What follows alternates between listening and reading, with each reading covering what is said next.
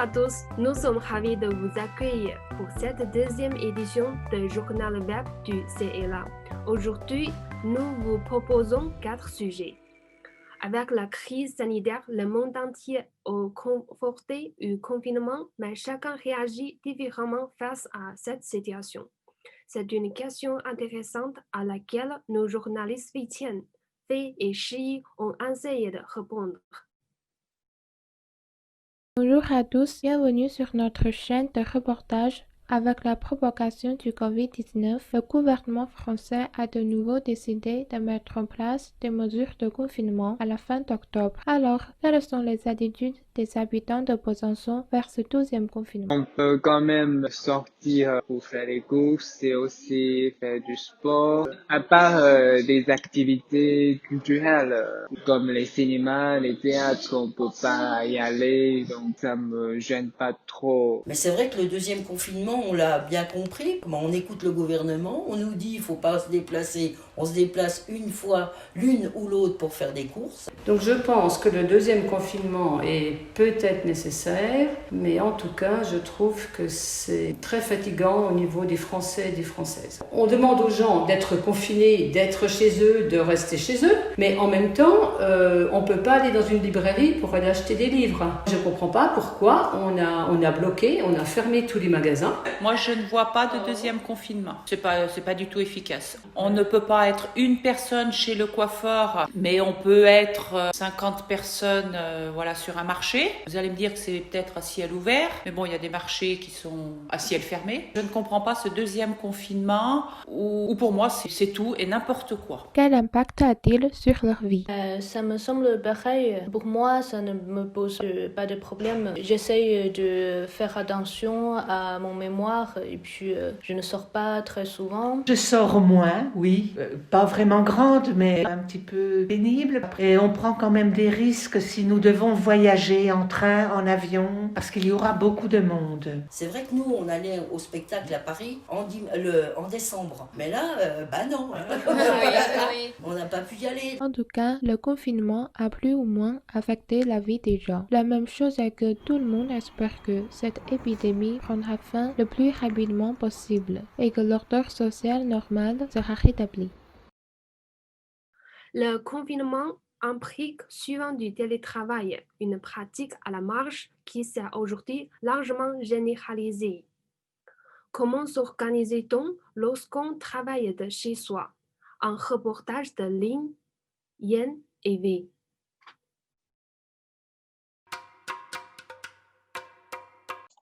Bonjour à tous, bienvenue au web du journal du CNA. Je suis Ling et je suis très heureux de vous retrouver. Actuellement, on doit faire face à la pandémie du Covid-19. Récemment, le président de la République française a annoncé le reconfinement dans toutes les régions de la France jusqu'à ce que le cas du Covid-19 diminue au moins 3000 par jour. Et pour les étudiants et les travailleurs, on doit rester à la maison. Et comment concilier la vie professionnelle et la vie privée? Maintenant, on va écouter leurs avis concernant ce sujet. Et d'abord, je vais contacter avec Patrick, un étudiant vietnamien qui vient d'arriver à Besançon pour étudier. Alors, on y va.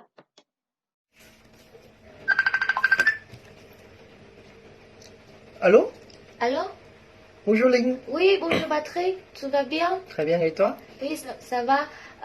Patrick, je suis en train de faire un reportage pour le web du journal de mon école.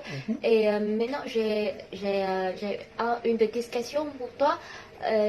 À cause du Covid-19, on est dans le confinement. Et pour toi, quels sont les inconvénients du télétravail liés à cette épidémie? Alors, je dirais que le télétravail m'embête assez.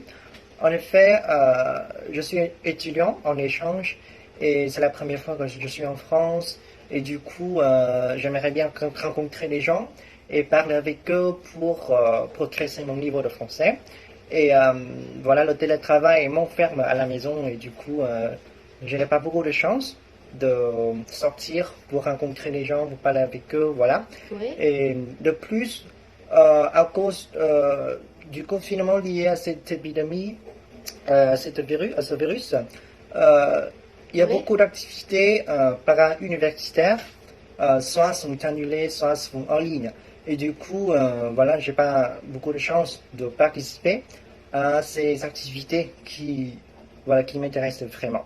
Et enfin, pour les études, je dirais que le télétravail me fatigue beaucoup. Je passe toute la journée Oui. chez moi devant l'écran et cela m'entraîne la fatigue des yeux et aussi la fatigue due à la mauvaise posture. Et je dirais que c'est très fatigant. Voilà. Oui, d'accord, je suis d'accord avec toi parce que à cause du télétravail, j'ai pas de la chambre pour perfectionner mon niveau de français. Donc, c'est très ennuyeux pour nous, c'est Oui, ça? c'est ça, tout à fait. Ok, d'accord. Merci Patrick. Merci, de Au rien. revoir. Actuellement, en raison du Covid-19, la situation est compliquée et nous devons subir un deuxième confinement qui affecte la vie privée et la vie professionnelle. Cependant, certaines personnes sont tout à fait d'accord avec le télétravail. Ainsi, quels sont les avantages du télétravail selon eux? Pendant ce confinement, je passe la plupart de mes temps restés dans ma chambre qui est en course. Voilà, c'est où je travaille tous les jours et à côté est mon lit. Mais heureusement, il y a beaucoup d'étudiants internationaux qui restent en course pendant ce confinement. Donc, on en profite de faire connaissance afin de parler et afin d'avoir le moral. C'est aussi un seul avantage que je peux voir jusqu'à maintenant. Oui, depuis le confinement et puis la naissance de notre fils, nous gérons notre vie professionnelle et personnelle à la maison. Ça se passe très bien. J'ai la chance, moi, d'être co-gérant d'une société. Mes associés m'ont laissé du temps pour m'occuper de notre petit-fils. Bonjour tout le monde. Je suis en train de connecter une témoignage et elle va nous partager son opinion. Bonjour madame, vous m'entendez bien? Bonjour. Oui, je vous entends. Alors, à cause du confinement, comment vous aidez votre vie privée et vie professionnelle? Oui, c'est une grande question. Je vais essayer d'être synthétique. Comme vous pouvez le voir, je pense, je suis dans mon appartement avec le matériel de ma structure, de mon employeur. Et donc je concilie du coup comme ça ma vie privée et ma vie professionnelle. Ce qui est avantageux, c'est que ça me permet de répondre par exemple aux postiers et de pouvoir aussi être dépannée, comme par exemple j'ai eu un souci de chauffage tout en télétravaillant. Donc voilà comment on peut concilier vie privée et vie professionnelle pendant le confinement.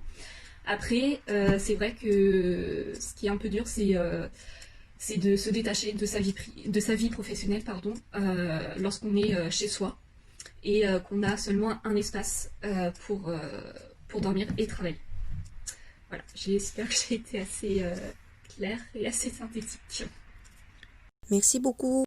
Je vous en prie. Le télétravail amène en même temps des avantages et des inconvénients. C'est un défi de concilier la vie privée et la vie professionnelle. Comment vous feriez si vous étiez dans la même situation? Merci pour ce reportage. Nous avons parlé du travail. Nous allons maintenant invoquer les études. La France continue d'attirer toujours plus d'étudiants étrangers. D'après une étude pour la mobilité, la France compte près de 360 000 étudiants internationaux. Mustafa et Shun ont enquêté. Aujourd'hui, mon ami Shun et moi allons vous parler des étudiants internationaux sur les inconvénients et les avantages d'étudier ici pour vous donner notre point de vue en tant qu'étudiants. D'abord, je donne la parole à Yaren qui a étudié à Lyon. Yaren, qu'est-ce qui a été le plus difficile pendant votre année en France? Quand j'étudiais en France, tous mes cours étaient en français et je suivais le même cours que les étudiants français. Même si je parlais bien le français et je comprenais bien, je trouvais que les enseignants parlaient très vite le français et c'était difficile pour moi de prendre des notes et écouter en même temps. Du coup, à la fin des cours, je demandais à mes amis pour me donner ces notes. Merci Yaren pour le partage de tes propres expériences. Alors, comme elle nous a présenté, elle a dû faire face à des difficultés de compréhension. Même si on a eu des problèmes, il y a quand même du bon côté que l'on peut mettre en avant. Maintenant, on va parler avec Asia sur ce côté. On y va? L'un des avantages que j'ai quand j'étudie à Strasbourg, c'était la multiculturalité en fait. Parce que comme ils sont déjà habitués à cette multiculturalité, les professeurs aident beaucoup aux étudiants étrangers. Merci Asia pour ton témoignage. Comme on vient de parler des côtés positifs ou négatifs que nous, les étudiants étrangers, vivons en France, les difficultés et les facilités des études de la vie en France. On voudrait ajouter qu'on est toujours heureux d'étudier en France. C'est une belle expérience de faire ses études en France, mais vivre en France pose également la question de financement de ses études. Est-il difficile pour un étudiant étranger de travailler en France? Un reportage de Tnour et Nadila.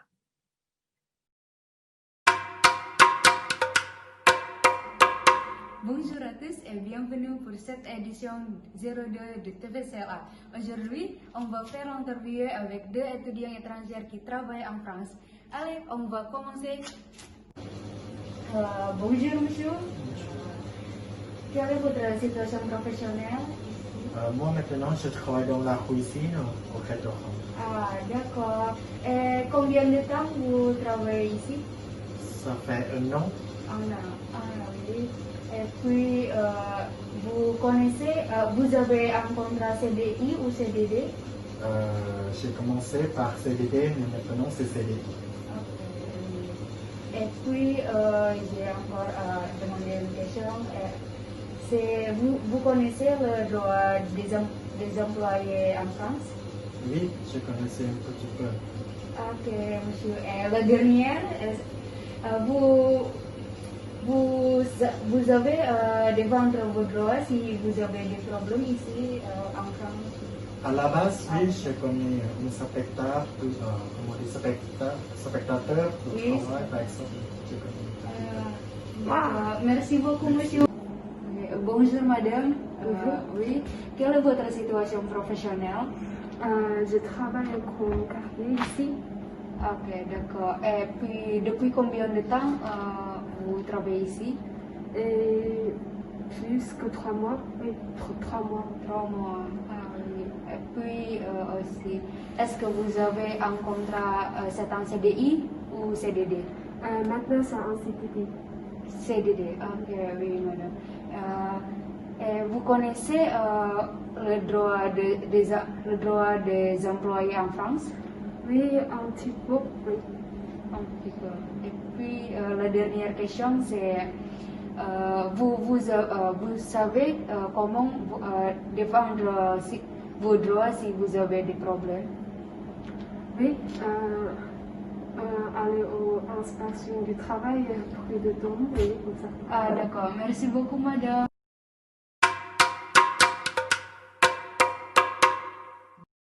Ok, d'accord. On a déjà fini notre interview et merci pour votre attention et au revoir, à bientôt. Pour faire ses études à l'étranger, en France ou ailleurs, il est souvent pratique de parler anglais. Pour conclure ce journal, une classe d'anglais du CELA vous a concocté une petite surprise qui vous aidera peut-être à vous améliorer.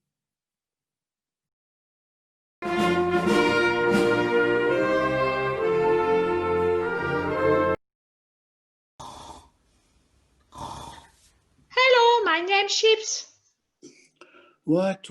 I am napping. Are you talking to me? What do you want? Hello, my name's Chips. Okay.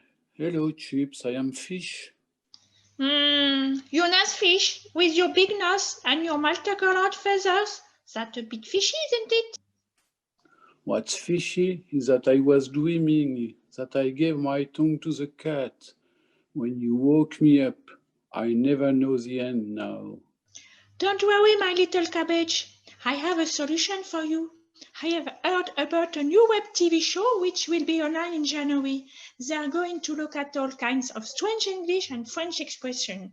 You can go back to your cat nap. Be patient Don't give up. Don't sleep too long. Remember, the early bird gets the worm. She is trying to sell me a TV program. Does she think I am a pigeon? Thank you, Chips. Strange name for a squirrel.